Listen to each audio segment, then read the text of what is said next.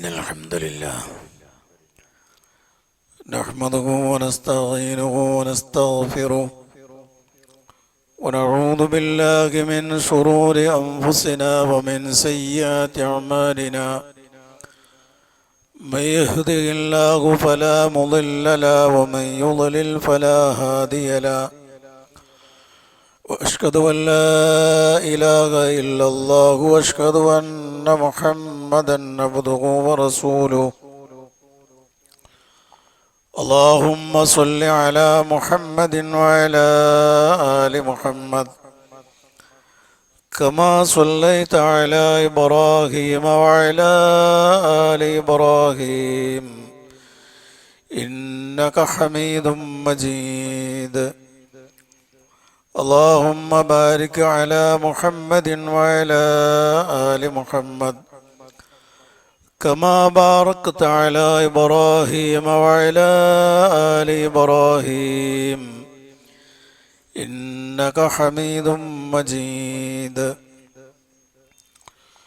يا أيها الذين آمنوا اتقوا الله حق تقاته ولا تموتن إلا وأنتم مسلمون يا أيها الناس اتقوا ربكم الذي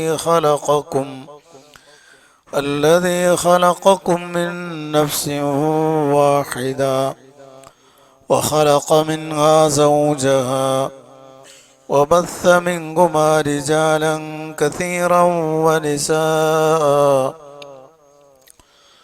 واتقوا الله الذي تساءلون به والأرحام إن الله كان عليكم رقيبا يا أيها الذين آمنوا اتقوا الله وقولوا قولا سديدا يصلح لكم أعمالكم ويغفر لكم ذنوبكم ومن يطع الله ورسوله فقد فاز فوزا عظيما أما بعد فإن أصدق الحديث كتاب الله وأحسن الهدي هدي محمد صلى الله عليه وسلم وشر الأمور محدثاتها وكل محدثة بدعة وكل بدعة ضلالة وكل ضلالة في النار أعوذ بالله السميع العليم من الشيطان الرجيم يا أيها الذين آمنوا اتقوا الله وابتغوا إليه الوسيلة وجاهدوا في سبيله لعلكم تفلحون اتقوا الله عباد الله അല്ലാഹു സുബ്ഹാനഹു വ തആലയുടെ വിധി വിലക്കുകൾ ജീവിതത്തിലുടനീളം ശ്രദ്ധിക്കണം, പാലിക്കണമെന്ന് വളരെ ഗൗരവമായ ഭാഷയിൽ എല്ലാ ആളുകളെയും ഓർമ്മപ്പെടുത്തുന്നു, വസിയത്ത് ചെയ്യുന്നു. അല്ലാഹു സുബ്ഹാനഹു വ തആലയുടെ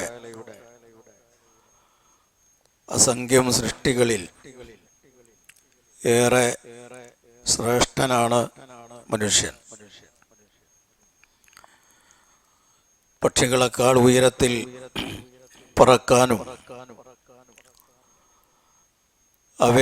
അവയെ വേഗതയിൽ പിന്നിലാക്കുവാനും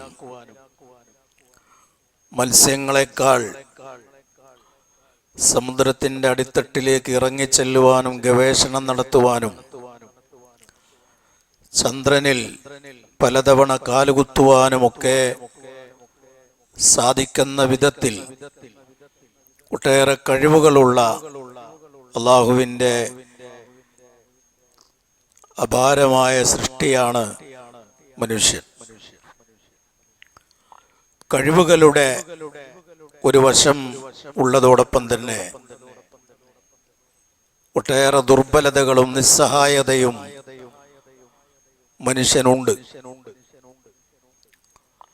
കൊറോണ വൈറസും നിപ്പയുമൊക്കെ മനുഷ്യന്റെ നിസ്സഹായത ബോധ്യപ്പെടുത്തുന്ന സന്ദർഭങ്ങളാണ്. ഇന്നല്ല ഏകദേശം ഒരു 10 ദിവസത്തിലേറെയായി പത്രമാധ്യമങ്ങളിലും മറ്റു സാമൂഹിക മാധ്യമങ്ങളിലുമൊക്കെ നിറഞ്ഞു നിൽക്കുന്ന, മനുഷ്യപ്പറ്റുള്ള ഏതൊരാളെ വേദനിപ്പിക്കുന്ന ചില വാർത്തകൾ. ഒരു പച്ച മനുഷ്യൻ ദിവസങ്ങളായി മണ്ണിനടിയിലാണോ വെള്ളത്തിനടിയിലാണോ എന്ന് തിരിച്ചറിയാൻ കഴിയാതെ മനുഷ്യർ നിസ്സഹായരായി പ്രാർത്ഥനയോടെ കഴിഞ്ഞുകൂടുന്ന നിമിഷങ്ങൾ. ഇങ്ങനെ ഉള്ള സന്ദർഭങ്ങളിൽ മനുഷ്യനെ വേറിട്ട് അവനെ കൂടുതൽ ചിന്തിക്കുവാനും അല്ലാഹുവിലേക്ക് അടുക്കുവാനും ഇത്തരം സന്ദർഭങ്ങൾ മനുഷ്യനെ പ്രേരിപ്പിക്കുന്നുണ്ട്. ഏറെ ആൾ ദൈവങ്ങളുള്ള നാടാണ് നമ്മുടേത്. വ്യാജസിദ്ധന്മാരെ കൊണ്ട് നിറഞ്ഞു നിൽക്കുന്ന നാടുമാണ്. ഇതൊക്കെ ഉണ്ടായിട്ടും അവർക്കാർക്കും ഇദ്ദേഹം എവിടെ പോയി എന്ന് കണ്ടെത്തുവാനോ ആ മനുഷ്യന്റെ നിജസ്ഥിതി എന്താണെന്ന് അറിയുവാനോ സാധ്യമല്ല. ഇത് മനുഷ്യനെ ബോധ്യപ്പെടുത്തുന്നത് ഇതൊക്കെ മനുഷ്യൻ ഒട്ടേറെ സിദ്ധികളുള്ളതാണ്, അഭൗതികമായ ശേഷിയുള്ളവനാണ് എന്ന് വാദിക്കുന്ന മനുഷ്യന്റെ കള്ളത്തരമാണ് ഈ സംഭവങ്ങളെല്ലാം ബോധ്യപ്പെടുത്തുന്നത്. ഈ നിസ്സഹായ അവസ്ഥ മനുഷ്യനെ അല്ലാഹുവിലേക്ക് അടുപ്പിക്കാൻ ഇതിന്റെയൊക്കെ നിയന്താവായി ഒരു റബ്ബുണ്ട് എന്നും മുദബ്ബിറുൽ ആലം എന്ന പട്ടം നൽകിയിട്ടുള്ള പലരും, അങ്ങനെ അനർഹമായ പട്ടം നൽകപ്പെട്ടിട്ടുള്ള പല ആളുകളുമുണ്ട്. അവരൊക്കെ പൂർണ്ണമായും നിസ്സഹായരാണ് എന്ന് മനുഷ്യനെ ബോധ്യപ്പെടുത്തുന്ന സന്ദർഭങ്ങളാണ്. വിശുദ്ധ ഖുർആനാകട്ടെ ഈ കാര്യങ്ങളെല്ലാം മനുഷ്യന്റെ നിസ്സഹായാവസ്ഥയെ ബോധ്യപ്പെടുത്തുന്ന, അവന്റെ ദുർബലാവസ്ഥയെ ബോധ്യപ്പെടുത്തുന്ന ഒട്ടേറെ പരാമർശങ്ങൾ വിശുദ്ധ ഖുർആനിൽ നമുക്ക് വായിക്കാൻ പറ്റും. അല്ലാഹു സുബ്ഹാനഹു വ തആല സൃഷ്ടിപ്പിനെ കുറിച്ച് പറയുന്ന ഈ പ്രപഞ്ചത്തെയും ഇവിടെയുള്ള സസ്യലതാദികളെയും സൃഷ്ടിച്ചതിനെ കുറിച്ച് പരാമർശിക്കുന്ന വേളയിൽ മനുഷ്യന്റെ ചിന്തയെ തൊട്ടുണർത്തുന്ന ഒരു കാര്യം പരാമർശിക്കുന്നുണ്ട്. അല്ലാഹു തആല പറയുന്നത്, മാ കാന ലകും അൻ തുംബിതു ശജറഹ അഇലാഹും മഅല്ലാഹ്. ഒട്ടേറെ സസ്യലതാദികളുടെ സൃഷ്ടിപ്പിനെ കുറിച്ച് പരാമർശിക്കുന്നതിന്റെ അവസാന ഭാഗത്ത് അല്ലാഹു തആല നമ്മോട്, മനുഷ്യകുലത്തോട് ചോദിക്കുകയാണ്, മാ കാന ലകും അൻ തുംബിതു ശജറഹ. ഇവിടെ കണക്കാക്കാൻ കഴിയാത്ത അല്ലാഹുവിന്റെ സൃഷ്ടിജാലങ്ങളുണ്ട്, വൃക്ഷങ്ങളുണ്ട്, സസ്യ ലതാദികളുണ്ട്. അവയിൽ ഏതെങ്കിലും ഒന്നിനെ പടക്കാൻ, ഒറ്റ ഒന്നിനെ മുളപ്പിക്കാൻ, നിസ്സാരമായി നമ്മളൊന്ന് തൊട്ടാൽ വാടിപ്പോകുന്ന ചെടികളുണ്ട്. അവയിൽ ഒന്നിനെ, അവയുടെ ഒരു ഇലയെ, അവയുടെ ഇലയിലെ അതിനെ 100ആയി തിരിച്ചാൽ അതിൻ്റെ ഒരു അംശത്തെ പോലും പടക്കാൻ നിങ്ങൾക്ക് സാധ്യമല്ല. ലോകത്തുള്ള മുഴുവൻ ശാസ്ത്രജ്ഞന്മാരും മുഴുവൻ വിദഗ്ധരായ ആളുകളും കൈകോർത്താൽ പോലും ഒരു നിസ്സാരമായ ഒരു ഇലയെപ്പോലും പടക്കാൻ നിങ്ങൾക്ക് സാധ്യമല്ല. അത്രമേൽ നിസ്സാരന്മാരാണ് നിങ്ങൾ എന്ന് വിശുദ്ധ ഖുർആൻ ബോധ്യപ്പെടുത്തിയിട്ട്, അല്ലാഹുവോടൊപ്പം നിങ്ങൾക്ക് ഒരു ഇലാഹുണ്ടോ എന്ന ചോദ്യത്തിലൂടെ ഇല്ല, ഒരു ഇലാഹുമില്ല, ആരാധനക്കർഹനായി നീ മാത്രമാണ് എന്ന് മനുഷ്യനെ കൊണ്ട് ചിന്തിപ്പിച്ച് പ്രേരിപ്പിക്കാൻ പറ്റുന്ന ചോദ്യങ്ങളാണ്. സമാനമായ ചോദ്യങ്ങൾ വേറെയും നമുക്ക് കാണാം. സൂറത്ത് ശൂറ ഞാൻ ഉദാഹരണമായി 2 മാത്രമേ പറയുന്നുള്ളൂ. ഇതിനർത്ഥം 2 ഉള്ളൂ എന്നല്ല.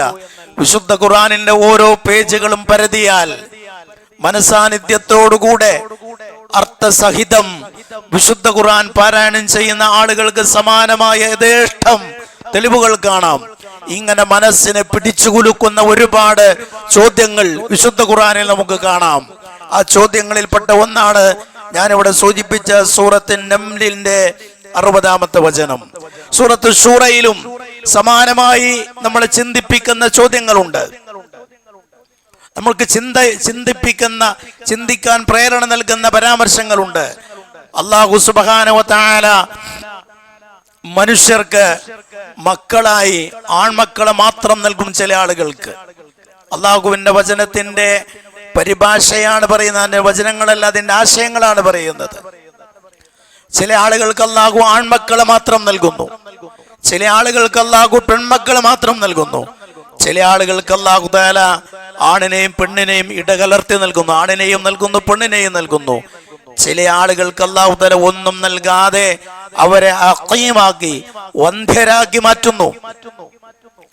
വമൻ യശാഉ അഖീമാ, അവൻ ഉദ്ദേശിക്കുന്നവരെ അവൻ വന്ധ്യകളാക്കുന്നു. ഈ ഒരു വന്ധ്യതാവസ്ഥയിൽ നിന്ന് മനുഷ്യനെ രക്ഷിച്ച് അവനൊരു സന്താനത്തെ നൽകാൻ കൃത്യമായ ഒരു സംവിധാനവും ലോകത്തില്ല. കൃത്യമായ ഒരു സംവിധാനവും ഇല്ല. ഇത്രമേൽ മനുഷ്യൻ നിസ്സഹായനാണ് എന്ന് ബോധ്യപ്പെടുത്തുകയാണ് ഈ സന്ദർഭങ്ങളെല്ലാം, ഈ വചനങ്ങളെല്ലാം അതാണ് ചെയ്യുന്നത്. എന്നാൽ നിസ്സഹായനായി കഴിയുന്ന മനുഷ്യന് അല്ലാഹു സുബ്ഹാനഹു വ തആല വലിയൊരു ആയുധം നൽകിയിട്ടുണ്ട്. അവന്റെ നിസ്സഹായാവസ്ഥയിൽ, അവന്റെ ദുർബലാവസ്ഥയിൽ അവനെ രക്ഷപ്പെടാൻ, അവന് പരിഹാരങ്ങൾ കണ്ടെത്തുവാനുള്ള നല്ല ഒരു മാർഗം, നല്ല മൂർച്ചയേറിയ ഒരു ആയുധം വിശ്വാസികൾക്ക് അല്ലാഹു തആല നൽകിയിട്ടുണ്ട്.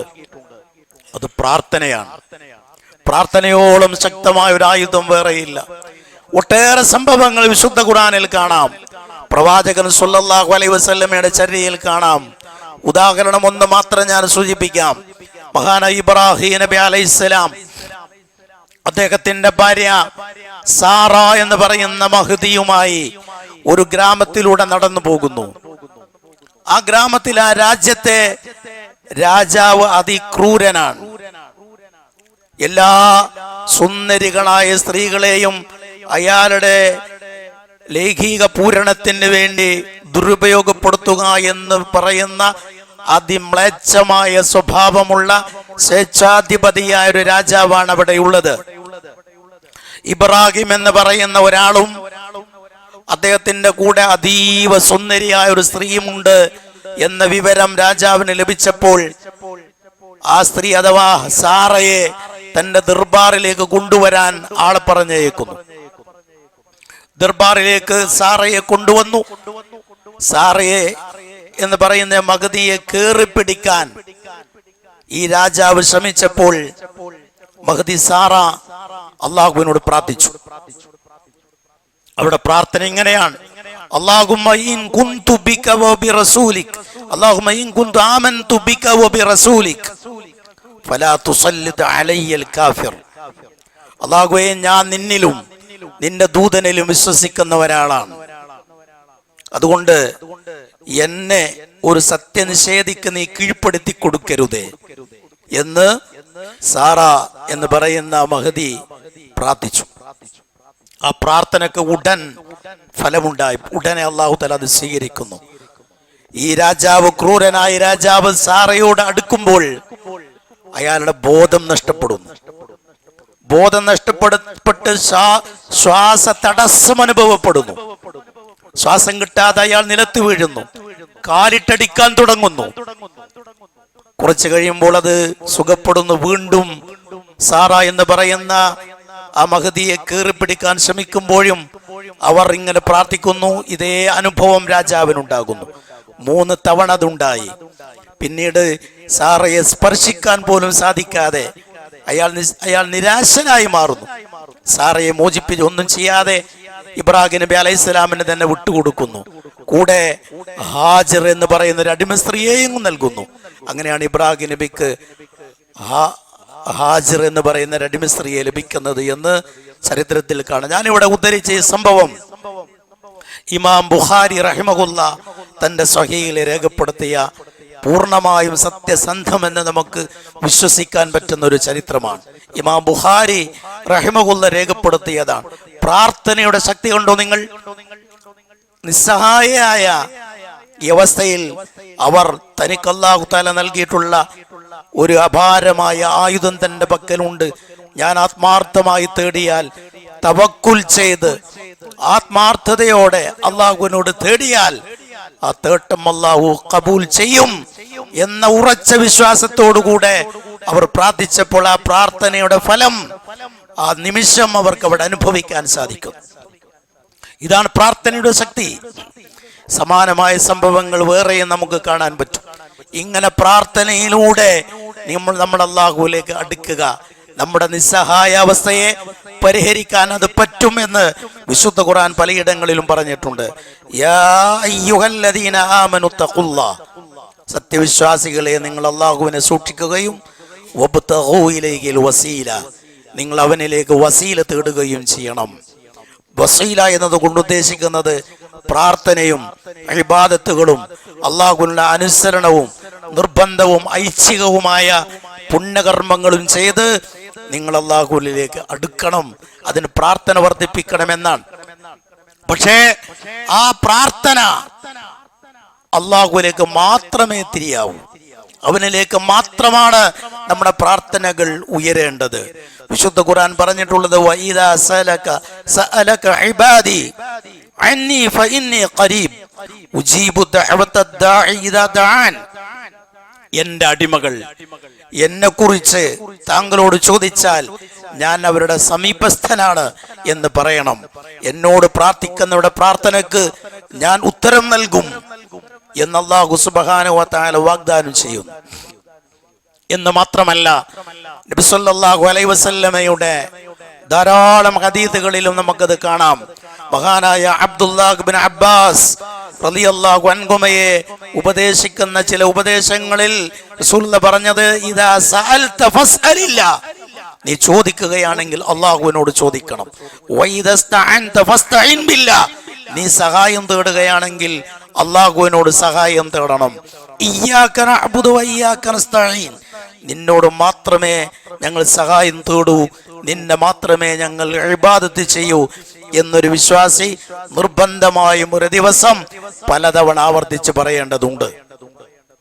ഇങ്ങനെ പ്രാർത്ഥിക്കാൻ ആവശ്യപ്പെട്ടിട്ടുള്ള ഒരുപാട് സന്ദർഭങ്ങൾ കാണാം. അല്ലാഹുവിനോട് ഒരാൾ ചോദിക്കുന്നില്ല എങ്കിൽ ആ വ്യക്തിയോട് അല്ലാഹുവിന് ദേഷ്യമാണ്. നമ്മുടെ ആവശ്യങ്ങൾ നമ്മൾ അല്ലാഹുവിനോട് പറയുന്നില്ലെങ്കിൽ അല്ലാഹുവിന് നമ്മോട് ദേഷ്യമായിരിക്കും. നബി സല്ലല്ലാഹു അലൈഹി വസല്ലമ പറഞ്ഞു, മല്ലം യസ്അലില്ലാഹ യഗ്ളബ അലൈഹി, ആർ അല്ലാഹുവിനോട് ചോദിക്കുന്നില്ലയോ അവനോട് അല്ലാഹുവിന് ദേഷ്യമാണ്. അല്ലാഹുവിന്റെ ഗളബ് വരാൻ നിമിത്തമാകുന്ന കാര്യമാണ് അല്ലാഹുവിനോട് നമ്മളൊന്നും ചോദിക്കാതിരിക്കുക എന്ന് പറയുന്നത്. അല്ലാഹു അല്ലാത്തവരോട് ചോദിക്കൽ കൊടിയ പാപമാണ്. അതേപോലെ പാപമാണ് അല്ലാഹുവിനോട് ചോദിക്കാതിരിക്കലും. നമ്മളൊന്നും അല്ലാഹുവിനോട് പറയുന്നില്ല എങ്കിൽ അതും പാപമാണ്. അല്ലാഹുവിന്റെ ഗളബ് കിട്ടാൻ നിമിത്തമാകുന്ന കാര്യമാണ്. കാരണം അല്ലാഹുവിനോട് നമ്മൾ ചോദിക്കുക വഴി അല്ലാഹുവിനെ നമ്മൾ റബ്ബായി അംഗീകരിക്കുകയാണ്. എനിക്ക് എൻ്റെ ആവശ്യങ്ങൾ നിറവേറ്റിത്തരാൻ കഴിയുന്ന ഒരു റബ്ബുണ്ട് എന്ന് നമ്മൾ പറയുകയാണ് നമ്മുടെ ആവശ്യങ്ങൾ ചോദിക്കുന്നതിലൂടെ പ്രഖ്യാപിക്കുന്നത്. അതുകൊണ്ട് അവനോട് ചോദിക്കണം. ആ ചോദിക്കേണ്ടതിന്റെ മര്യാദകൾ ധാരാളമായി റസൂലുള്ളാഹി സ്വല്ലല്ലാഹു അലൈഹി വസല്ലമയുടെ വചനങ്ങളിലൊക്കെ നമുക്ക് കാണാൻ പറ്റും. റസൂലുള്ളാഹി സ്വല്ലല്ലാഹു അലൈഹി വസല്ലമ തന്നെ ഒരുപാട് തവണ, ഒരു ദിവസം ഒരുപാട് തവണ പ്രാർത്ഥിച്ചതായി കാണാം. കിടപ്പറയിൽ നിന്ന് എണീറ്റ് വീണ്ടും ആ കിടപ്പറയിലേക്ക് തിരിച്ചെത്തുന്നതിന് മുമ്പുള്ള ജീവിതത്തിന്റെ വ്യത്യസ്തമായ സന്ദർഭങ്ങളിൽ എല്ലാം റസൂലുള്ളാഹി സ്വല്ലല്ലാഹു അലൈഹി വസല്ലമ നിർവഹിച്ചിട്ടുള്ള പ്രാർത്ഥനകളുണ്ട്. റസൂലുള്ളാഹി സ്വല്ലല്ലാഹു അലൈഹി വസല്ലമ നിർവഹിച്ചിട്ടുള്ള പ്രാർത്ഥനകൾ പരിശോധിച്ചാൽ പ്രാർത്ഥിക്കുക മാത്രമായിരുന്നോ ജോലി എന്ന് തോന്നിപ്പോകും. അത്ര കണ്ട് പ്രാർത്ഥനകളുണ്ട്. എല്ലാ സന്ദർഭങ്ങളിലും ഉറക്കിൽ നിന്നൊന്ന് ഉണർന്നാൽ പോലും പ്രാർത്ഥനയുണ്ട്. കിടപ്പറയിൽ നിന്ന് നമ്മൾ രാവിലെ എണീക്കുമ്പോൾ പ്രാർത്ഥനയുണ്ട്. ഞാനത് ഇവിടെ എണ്ണി പറയേണ്ടെന്ന കാര്യമില്ല. ഏത് സന്ദർഭത്തിലാണ് നമുക്ക് പ്രാർത്ഥനയില്ലാത്തത്? എല്ലാ പ്രാർത്ഥനകളും അല്ലാഹുവിനോടാണ്. വിശുദ്ധ ഖുർആനിൽ അല്ലാഹുമ്മ എന്ന് തുടങ്ങുന്ന 5 ആയത്തുകൾ കാണാം. റബ്ബന റബ്ബി എന്ന് തുടങ്ങുന്ന 100-ലേറെ പ്രാർത്ഥനകൾ വിശുദ്ധ ഖുർആനിൽ നമുക്ക് കാണാം. സകലമാന പ്രാർത്ഥനകളും അള്ളാഹുവിനോടാണ്.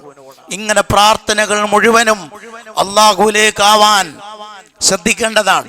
അങ്ങനെ പ്രാർത്ഥിക്കുമ്പോൾ അതിന് ഉത്തരം കിട്ടണമെങ്കിൽ ചില മര്യാദകൾ ദീൻ പഠിപ്പിച്ചിട്ടുണ്ട്. ആ മര്യാദകൾ പാലിച്ചു വേണം പ്രാർത്ഥിക്കാൻ. ആ നിബന്ധനകൾ പാലിച്ചു വേണം പ്രാർത്ഥിക്കാൻ. വിശുദ്ധ ഖുർആൻ തന്നെ പറഞ്ഞിട്ടുള്ളത് അള്ളാഹുവിനെ കണ്ടുമുട്ടണമെന്ന് ആഗ്രഹിക്കുന്നവൻ സൽക്കർമ്മങ്ങൾ ചെയ്യട്ടെ എന്നാണ്. അവിടെ സൽക്കർമ്മങ്ങൾ ചെയ്യട്ടെ എന്ന് പറയുന്നതിന്റെ വ്യാഖ്യാനത്തിൽ പണ്ഡിതന്മാർ നൽകിയിട്ടുള്ളത് ശറഇനോട് യോജിച്ച വിധത്തിൽ കർമ്മങ്ങൾ ചെയ്യണമെന്നാണ്. ഏത് ഇബാദത്തും ശറഇ എങ്ങനെ ചെയ്യാൻ പറഞ്ഞുവോ അങ്ങനെ ചെയ്യേണ്ടതാണ്.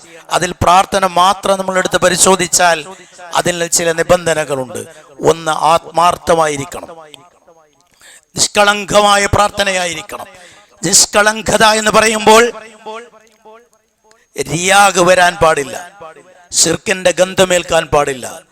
ആ വിധത്തിൽ പൂർണ്ണമായി നിഷ്കളങ്കമായ പ്രാർത്ഥനയായിരിക്കണം. രണ്ടാമത്തെ നിബന്ധനയായി പറയുന്നത് ഹലാല് ഭക്ഷിക്കണം, ഹലാലായ ഭക്ഷണം കഴിക്കണം. അപ്പോഴാണ് നമ്മുടെ പ്രാർത്ഥന അല്ലാഹു തആല സ്വീകരിക്കുക. നാം ആഹരിക്കുന്ന ഭക്ഷണത്തിൽ ഹറാമ് കലർന്നിട്ടില്ലെന്ന് ഉറപ്പുവരുത്തണം. നമ്മുടെ സക്കാത്ത്, നമ്മുടെ സമ്പത്തിലെ സക്കാത്തിന്റെ നിശ്ചിത വിഹിതം കൊടുത്തു വീട്ടിയിട്ടുണ്ടെന്ന് ഉറപ്പുവരുത്തണം. നമ്മുടെ കച്ചവടത്തിലും ഇടപാടുകളിൽ, വ്യാപാരങ്ങളിൽ, വ്യവസായങ്ങളിൽ ഒന്നും ഹറാമ് കടന്നു വന്നിട്ടില്ല എന്ന് നമുക്ക് നിശ്ചയമുണ്ടാകണം, ഉറപ്പുണ്ടാകണം. അതാണ് ഇതിന്റെ രണ്ടാമത്തെ നിബന്ധന. പാപത്തിന് വേണ്ടി പ്രാർത്ഥിക്കരുത്. ഒരു പാപം നിറവേറാൻ, നമ്മൾ ചെയ്യുന്നൊരു പാപം, ഞാനൊരു കള്ളക്കടത്ത് നടത്തുകയാണ്, അത് നിയമപാലകരുടെ കയ്യിൽ അകപ്പെടാതെ എന്നെ രക്ഷിക്കണേ എന്ന് പോലെയുള്ള പാപം കലർന്ന രീതിയിലുള്ള പ്രാർത്ഥനയാകരുത്. അതിന്റെ നിബന്ധനയായി പറഞ്ഞിട്ടുള്ളതാണ്. ഉത്തരം കിട്ടുമെന്ന ശുഭാപ്തി വിശ്വാസം ഉണ്ടായിരിക്കണം. കിട്ടുകയാണെങ്കിൽ കിട്ടട്ടെ എന്ന രീതിയിലല്ല. ഞാൻ ഈ പ്രാർത്ഥിക്കുന്ന പ്രാർത്ഥനക്ക് അല്ലാഹു തആല ഉത്തരം നൽകും എന്ന ദൃഢവിശ്വാസത്തോടുകൂടെ പ്രാർത്ഥിക്കണം. റസൂലുള്ളാഹി സ്വല്ലല്ലാഹു അലൈഹി വസല്ലമയുടെ നിർദ്ദേശമാണ്, നിങ്ങൾ അല്ലാഹുവിനോട് പ്രാർത്ഥിക്കേണ്ടത് മൂഖിനം ബിൽ ഖൽബ്, യഖീനോടുകൂടെ പ്രാർത്ഥിക്കണം. അങ്ങനെ പ്രാർത്ഥിച്ചാൽ അല്ലാഹു സുബ്ഹാനഹു വ തആല അത് സ്വീകരിക്കും. അതിന്റെ പ്രാർത്ഥന സ്വീകരിക്കുവാനുള്ള നിബന്ധനയാണ്. അഞ്ചാമത്തെ നിബന്ധനയായി പറഞ്ഞിട്ടുള്ളത് ദീൻ അനുവദിച്ച കാര്യമാണ് ചോദിക്കേണ്ടത്. ദീൻ വിലക്കിയ കാര്യങ്ങൾ ചോദിക്കരുത്. ദീൻ നിഷിദ്ധമാക്കിയ മാർഗങ്ങളും സ്വീകരിക്കരുത്. അങ്ങനെ ചെയ്താൽ അല്ലാഹു തആല ഖബൂൽ ചെയ്യും. പിന്നെ പ്രാർത്ഥിക്കുന്ന സമയത്ത് നമ്മുടെ എല്ലാ ദുർബലാവസ്ഥകളും അല്ലാഹുവിനോട് ഏറ്റുപറയണം. ഞാൻ ദുർബലനാണ്. മഹാനായ സക്കരിയ അലൈഹിസ്സലാമിന്റെ പ്രാർത്ഥന വിശുദ്ധ ഖുർആനിൽ കാണാം.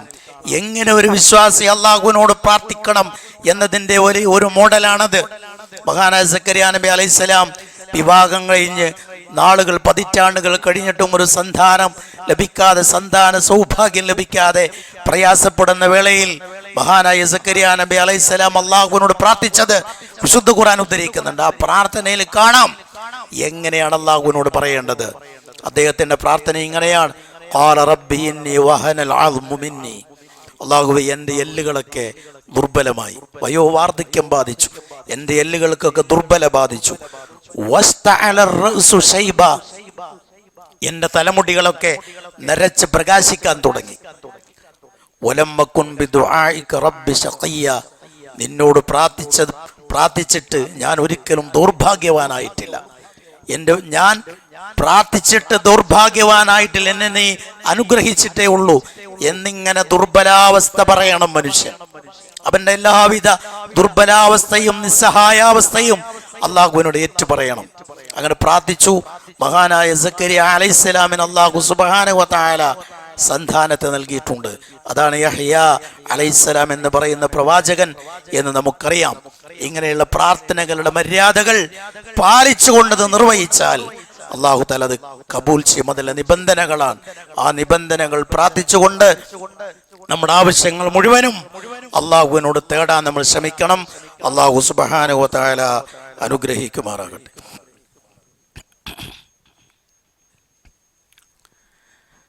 അൽഹംദുലില്ലാഹി റബ്ബിൽ ആലമീൻ വസ്സലാത്തു വസ്സലാമു അലൽ അത്മാനിൽ അക്മലാനി അലൽ മബ്ഊത്ത് റഹ്മത്തൽ ലിൽ ആലമീൻ وعلى آله وصحبه أجمعين أما بعد اتقوا الله عباد الله. അള്ളാഹുവിൻ്റെ വിധിവിലക്കളനുസരിച്ച് ജീവിക്കണമെന്ന് ഒരിക്കൽ കൂടി എല്ലാ ആളുകളെയും ഓർമ്മപ്പെടുത്തുന്നു, വസിയത്ത് ചെയ്യുന്നു. സഹോദരന്മാരെ, അള്ളാഹുവിനോട് പ്രാർത്ഥിക്കുമ്പോൾ അവിടെ നമ്മൾ തവസ്സുൽ ചെയ്യേണ്ടതുണ്ട്. തവസ്സുൽ എന്ന് കേൾക്കുമ്പോഴേക്ക് അത് ബിദ്അത്താണ് എന്ന് വിധി എഴുതരുത്. ദീൻ അനുവദിച്ചിട്ടുള്ള തവസ്സുലുണ്ട്, അതാണ് വസീല. ഇവിടെ ഞാൻ നേരത്തെ പറഞ്ഞ സൂറത്ത് മാഇദയിലെ 35-ാമത്തെ ആയത്തിൽ വബ്തഗൂ ഇലൈഹിൽ വസീല, നിങ്ങൾ അല്ലാഹുവിനോട് വസീല തേടണമെന്ന് പറഞ്ഞിട്ടുണ്ട്. അവിടെ വസീല എന്നതിന്റെ ഉദ്ദേശമായി പണ്ഡിതന്മാർ പറഞ്ഞിട്ടുള്ളത് നമ്മുടെ പുണ്യകർമ്മങ്ങളാണ്. മഹാരഥന്മാരുടെ ദാത്ത്, ഹഖ്, ജാഹ്, ബറക്കത്ത് ഇതൊന്നുമല്ല അതിന്റെ ഉദ്ദേശം. നമ്മൾ ചെയ്യുന്ന പുണ്യകർമ്മങ്ങളാണ്. മനുഷ്യൻ ചെയ്യുന്ന പുണ്യകർമ്മങ്ങൾ മുൻനിർത്തി അള്ളാഹുവിനോട് പ്രാർത്ഥിക്കണം. ഇവിടെ വസീല എന്നതുകൊണ്ട് ഉദ്ദേശിക്കുന്നത് അൽ ഖുറബ്, അത്വാഅത്ത്, പുണ്യകർമ്മങ്ങളാണ്. അള്ളാഹുവിന് വേണ്ടി നമ്മൾ നിർവഹിക്കുന്ന അനുസരണമാണ്, ഇബാദത്തുകളാണ് എന്ന് മഹാനായ ഇബ്നു കസീർ റഹിമഹുല്ല പറയുകയും ഈ വിഷയത്തിൽ മുഫസ്സിറുകൾക്കിടയിൽ അഭിപ്രായ വ്യത്യാസമേ ഇല്ല എന്ന് മഹാനായ ഇബ്നു കസീർ റഹിമഹുല്ല രേഖപ്പെടുത്തിയിട്ടുണ്ട്. നമുക്ക് ദീൻ അനുവദിച്ച് തന്നിട്ടുള്ള തവസ്സുൽ എന്ന് പറയുന്നത് 3 തരമാണ്. ഒന്ന്, അള്ളാഹുവിന്റെ വിശിഷ്ട നാമങ്ങൾ എടുത്തു പറഞ്ഞിട്ട് അള്ളാഹുവിനോട് പ്രാർത്ഥിക്കുക, അതിനെ തവസ്സുലാക്കിയിട്ട് പ്രാർത്ഥിക്കുക. നേരത്തെ അതിനെ മുൻനിർത്തിയിട്ട് അള്ളാഹുവിനോട് പ്രാർത്ഥിക്കുക.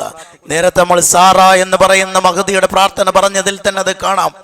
അല്ലാഹുമ്മ ഇൻ കുൻതു ആമൻതു ബിക്, അല്ലാഹുവേ ഞാൻ നിന്നിൽ വിശ്വസിച്ചിട്ടുണ്ട്, ആ ഈമാൻ മുൻനിർത്തിയിട്ട് നിന്നോട് ചോദിക്കുന്നു എന്നാണ്. വബി റസൂലിക്, നിന്റെ ദൂതനാകുന്ന ഇബ്രാഹിം നബിയിലും ഞാൻ വിശ്വസിച്ചിട്ടുണ്ട്. അപ്പൊ ഈമാൻ അതിനെ മുൻനിർത്തിയിട്ടാണ് സാറ എന്ന് പറയുന്ന മഹദി അള്ളാഹുവിനോട് പ്രാർത്ഥിക്കുന്നത്. മഹാനായ റസൂലുള്ളാഹി സ്വല്ലല്ലാഹു അലൈഹി വസല്ലമയുടെയും പ്രാർത്ഥനയിൽ നമുക്കത് കാണാം. അള്ളാഹുവിന്റെ വിശിഷ്ട നാമങ്ങൾ മുൻനിർത്തിയിട്ട് അള്ളാഹുവിനോട് പ്രാർത്ഥിക്കുക. അല്ലാഹുമ്മ അഊദു ബിഇസ്സതിക ലാ ഇലാഹ ഇല്ലാ അൻത അൻ തുളില്ലനി. ആയിഷ റളിയല്ലാഹു തആല അൻഹ പറയുകയാണ്, ഒരു രാത്രിയിൽ റസൂലുള്ളാഹി സ്വല്ലല്ലാഹു അലൈഹി വസല്ലമയെ ഞാൻ ഇങ്ങനെ തപ്പി നോക്കി. അപ്പോൾ റസൂലുള്ളാഹി സ്വല്ലല്ലാഹു അലൈഹി വസല്ലമ സുജൂദിൽ കിടക്കുന്നതായി എനിക്ക് മനസ്സിലായി. ഞാൻ ശ്രദ്ധിച്ചപ്പോൾ അവിടുന്ന് സുജൂദിൽ കിടന്ന് പ്രാർത്ഥിക്കുകയാണ്, അല്ലാഹുമ്മ അഊദു ബിഇസ്സതിക, അല്ലാഹുവേ നിന്റെ ഇസ്സത്താകുന്ന പ്രതാപമാകുന്ന വിശേഷണത്തെ മുൻനിർത്തി ഞാനിതാ നിന്നോട് കാവൽ ചോദിക്കുന്നു. ലാ ഇലാഹ ഇല്ലാ അൻത, നീ മാത്രമാണ് ആരാധനക്കർഹൻ. തൗഹീദ് പറഞ്ഞു. എന്നിട്ട് എന്താണ് പറയുന്നത്? അൻ തുളില്ലനി, എന്നെ വഴികേടിലാക്കുന്നതിൽ നിന്ന് നിന്നോട് ഞാൻ കാവൽ ചോദിക്കുന്നു. റസൂലുള്ളാഹി സ്വല്ലല്ലാഹു അലൈഹി വസല്ലം ഒരിക്കലും വഴികേടിലാകില്ലെന്ന് നമുക്കറിയാം. നമ്മെ പഠിപ്പിക്കുകയാണ്. റസൂലുള്ളാഹി സ്വല്ലല്ലാഹു അലൈഹി വസല്ലമയുടെ പ്രാർത്ഥനയുടെ മര്യാദ നോക്കൂ നിങ്ങൾ. അല്ലാഹുമ്മ അഊദു ബിഇസ്സതിക, അല്ലാഹുവേ നീ എന്നെ വഴികേടിലാക്കരുതേ എന്നങ്ങ് നേർക്ക് പറയാതെ അല്ലാഹുവിന്റെ വിശേഷണമാകുന്ന ഇസ്സത്ത് അതിനെ മുൻനിർത്തിയിട്ടാണ് പ്രാർത്ഥിക്കുന്നത്. അത് ദീൻ അനുവദിച്ച തവസ്സുലാണ്. റസൂലുള്ളാഹി സ്വല്ലല്ലാഹു അലൈഹി വസല്ലമയുടെ പ്രാർത്ഥനയിൽ വേറെയും നമുക്ക് കാണാം. നമ്മളൊക്കെ രാവിലെയും വൈകുന്നേരം നിർവഹിക്കുന്ന പ്രാർത്ഥനയിൽ തന്നെ യാ ഹയ്യു യാ ഖയ്യൂം ബിറഹ്മതിക അസ്തഗീസ് അസ്ലിഹ് ലി ശൈനി കുല്ല വലാ തകിൽനി ഇലാ നഫ്സി തുർഫത ഐൻ. ഹയ്യ്, ഖയ്യൂം അല്ലാഹുവിന്റെ 2 നാമങ്ങളാണ്. റഹ്മത്ത് അല്ലാഹുവിന്റെ വിശേഷണമാണ്. ഇതൊക്കെ പറഞ്ഞിട്ട് അല്ലാഹുവിനോട് പറയുന്നത് അല്ലാഹുമ്മ അസ്ലിഹ് ലി ശൈനി കുല്ല, അല്ലാഹു എന്റെ മുഴുവൻ കാര്യങ്ങളും നീ എനിക്ക് നേരാക്കി തരണം, ശരിയാക്കി തരണം. അല്ലാഹുമ്മ യാ ഹയ്യു യാ ഖയ്യൂം ബിറഹ്മതിക അസ്തഗീസ് അസ്ലിഹ് ലി ശൈനി കുല്ല വലാ തകിൽനി ഇലാ നഫ്സി തുർഫത ഐൻ. എന്റെ കണ്ണ് ഒന്ന് ചിമ്മി തുറക്കുന്ന നേരം പോലും, കണ്ണ് ഒന്ന് ഇമവെട്ടുന്ന നേരം പോലും എന്റെ കാര്യം എന്നെ ഏൽപ്പിക്കരുതേ, അതൊക്കെ നീ ഏറ്റെടുക്കണേ. നമ്മോട് പറയാണ്, നിന്റെ കാര്യം ഒരു നിമിഷം നീ ഏറ്റെടുത്തോ, ഞാൻ നോക്കുന്നില്ല എന്ന് പറഞ്ഞ് അല്ലാഹു തആല നമ്മുടെ കാര്യം നമ്മളെ ഏൽപ്പിച്ചു കഴിഞ്ഞാൽ അതോടുകൂടെ അവസാനിക്കും, എല്ലാം അതോടുകൂടെ തീരും. അതുകൊണ്ട് എൻ്റെ കാര്യം എന്നെ ഏൽപ്പിക്കരുതേ എന്ന് അല്ലാഹുവിനോട് പ്രാർത്ഥിക്കുന്നു. ആ പ്രാർത്ഥനയിലും ബിറഹ്മതിക് അല്ലാഹുവിൻ്റെ വിശിഷ്ട നാമം എടുത്ത്, അവൻ്റെ വിശേഷണം എടുത്തു പറഞ്ഞിട്ട് അല്ലാഹുവിനോട് പ്രാർത്ഥിക്കുന്നു. ഇതാണ് പ്രാർത്ഥിക്കുമ്പോൾ തവസ്സുലാക്കേണ്ടുന്ന അനുവദിക്കപ്പെട്ട ഒരു രീതി. രണ്ടാമത്തെ ഒരു രീതി പ്രമാണങ്ങളിലുള്ളത് നമ്മൾ തന്നെ ചെയ്ത സൽക്രമങ്ങൾ എടുത്തു പറയുക, വേറൊരാൾ ചെയ്തതല്ല. ഞാൻ എൻ്റെ ജീവിതത്തിൽ ചെയ്ത സൽക്രമങ്ങൾ എടുത്തു പറഞ്ഞിട്ട് അള്ളാഹിനോട് പ്രാർത്ഥിക്കുക. ഗുഹയിൽ കുടുങ്ങിയ 3 ആളുകളുടെ സംഭവം അതാണ്. ഞാനത് വിശദീകരിക്കുന്ന ദീർഘമാണ്. ഗുഹയിൽ കുടുങ്ങിയ ആളുകൾ ഓരോരുത്തരും അവരുടെ ജീവിതത്തിൽ ചെയ്ത പുണ്യകർമ്മങ്ങൾ എടുത്തു പറഞ്ഞ് ഈ ഗുഹയിൽ നിന്ന് നീ ഞങ്ങളെ രക്ഷപ്പെടുത്തണേ എന്ന് പ്രാർത്ഥിച്ചപ്പോൾ ഓരോരുത്തരുടെയും പ്രാർത്ഥന കഴിയുമ്പോഴേക്ക് ഗുഹാമുഖത്ത് വന്നടഞ്ഞ വലിയ പാറ അത് നീങ്ങിപ്പോകുന്നതായി അവർക്ക് അനുഭവപ്പെടുകയും അവർ അതിൽ നിന്ന് രക്ഷപ്പെടുകയും ചെയ്തു. എത്ര ആളുകൾ ഉന്തിത്തള്ളിയാലും നീക്കാൻ കഴിയാത്തൊരു പ്രാർത്ഥന അള്ളാഹിനോട് പ്രാർത്ഥിച്ചപ്പോൾ അത് സ്വമേധയാ നീങ്ങി. അതവർ അനുഭവിച്ചു. അവിടെ അവർ പ്രാർത്ഥിച്ചത് ഓരോരുത്തരും ചെയ്ത സൽക്കർമ്മങ്ങളാണ്. ഒരാൾ പ്രാർത്ഥിക്കുന്നത് മാതാപിതാക്കൾക്ക് ബിർറ് ചെയ്ത് കൊടുത്തതാണ്, മറ്റൊരാള് ഒരു തെറ്റായ കാര്യത്തിൽ നിന്ന് വിട്ടുനിന്നതാണ്, വേറൊരാൾ ഒരു തൊഴിലാളിയെ പരിഗണിച്ചതാണ്.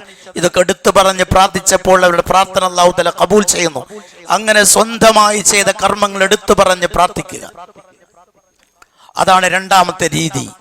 മൂന്നാമത്തെ ഒരു രീതിയുള്ളത് വേറൊരാളോട്, ജീവിച്ചിരിക്കുന്ന ഒരാളോട് നമുക്ക് പ്രാർത്ഥിക്കാൻ ആവശ്യപ്പെടാം. അതാണ് തവസ്സുലിന്റെ മൂന്നാമത്തെ രീതി, അനുവദിക്കപ്പെട്ട തവസ്സുലിന്റെ മൂന്നാമത്തെ രീതി. മഹാനായ യൂസുഫ് നബി അലൈഹിസ്സലാമിന്റെ സഹോദരങ്ങൾ, യൂസുഫ് നബിയെ കിണറ്റിലെറിഞ്ഞ സഹോദരങ്ങൾ, ആ സഹോദരങ്ങൾ യാക്കൂബ് നബി അലൈഹിസ്സലാമിനോട് വന്നിട്ട് പറയുന്നുണ്ട്, യാ അബാന ഇസ്തഗ്ഫിർ ലനാ ദുനൂബനാ ഇന്നാ കുന്നാ ഖാതിഈൻ. ഞങ്ങളുടെ പൊന്നു പിതാവേ, ഞങ്ങൾ തെറ്റ് ചെയ്തു പോയിട്ടുണ്ട്, ഞങ്ങളുടെ തെറ്റുകൾ പുറത്തു തരാൻ നിങ്ങൾ അല്ലാഹുവിനോട് ആവശ്യപ്പെടണം. യാക്കൂബ് നബിയോട് പുറത്തു തരണേ എന്നല്ല പറയുന്നത്, ഞങ്ങളുടെ പാപങ്ങൾ പുറത്തു തരാൻ താങ്കൾ അല്ലാഹുവിനോട് ആവശ്യപ്പെടണം. ഇത് വേറൊരാളോട് ആവശ്യപ്പെടലാണ്. യാക്കൂബ് നബിയോട് അദ്ദേഹത്തിന്റെ മക്കൾ ആവശ്യപ്പെടുകയാണ് പ്രാർത്ഥിക്കാൻ. മഹാനായ റസൂലുള്ളാഹി സ്വല്ലല്ലാഹു അലൈഹി വസല്ലമ ഖുത്ബ നിർവഹിക്കുമ്പോൾ ഒരു സഹാബി വന്ന് വെള്ളമില്ലാതെ, മഴയില്ലാതെ, ഭയങ്കരമായ ക്ഷാമം, ജലക്ഷാമം അനുഭവപ്പെടുന്നു, വരൾച്ച അനുഭവപ്പെടുന്നു, പ്രാർത്ഥിക്കണമെന്ന് റസൂലുള്ളാഹിയോട് പറഞ്ഞപ്പോൾ മിമ്പറിൽ വെച്ച് റസൂലുള്ളാഹി പ്രാർത്ഥിച്ചിട്ടുണ്ട്, കൈ ഉയർത്തി പ്രാർത്ഥിച്ചിട്ടുണ്ട്. അതും വേറൊരാളോട് പ്രാർത്ഥിക്കൽ അനുവദനീയമാണെന്നതിന്റെ രേഖയാണ്. ഇങ്ങനെ ഈ 3 രീതിയല്ലാതെ വേറെ ഒരു തവസ്സുലിന്റെ രീതി പ്രമാണങ്ങൾ പരിശോധിച്ചാൽ നമുക്ക് കാണാൻ കഴിയില്ല. ഈ പ്രാർത്ഥനകളിലൊക്കെയും നേർക്കുനേരെ അള്ളാഹുവിനോടാണ്. ഇടയിൽ ഒരാളില്ലാതെ അള്ളാഹുവിനോട് പ്രാർത്ഥിക്കുകയാണ്. നമ്മുടെ ഏറ്റവും അടുത്ത് നമ്മുടെ കാര്യങ്ങൾ അറിയുന്നവൻ അള്ളാഹുവാണ്. കണ്ഠനാടിയേക്കാൾ നിങ്ങളോട് അടുത്തവൻ അള്ളാഹുവാണെന്ന് വിശുദ്ധ ഖുർആൻ പറയുന്നുണ്ട്. ഏറ്റവും അടുത്ത് നിൽക്കുന്ന ഒന്നിന്റെ ഇടയിൽ വേറെ ഒരാളെ കയറ്റിയാൽ പിന്നെ അകലുകയാണ് ചെയ്യുക.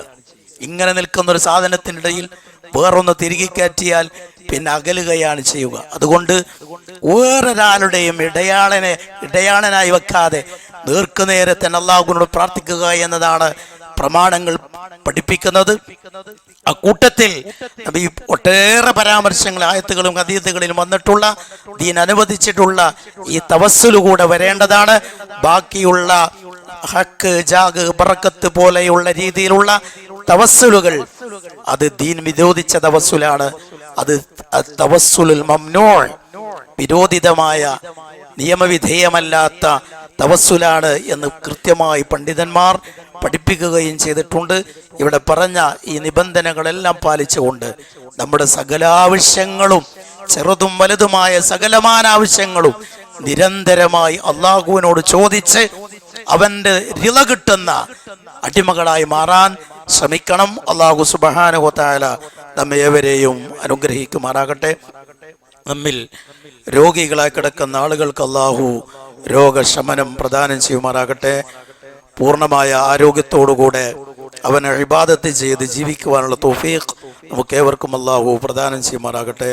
അല്ലാഹുമ്മ ഗഫിർ ലിൽ മുഅ്മിനീന വൽ മുഅ്മിനാത്ത് വൽ മുസ്ലിമീന വൽ മുസ്ലിമാത്ത് വൽ അഹ്യാക മിൻകും വൽ അംവാത്ത് إنك مجيب الدعوة يا قاضي الحاجات. اللهم اجرنا من النار.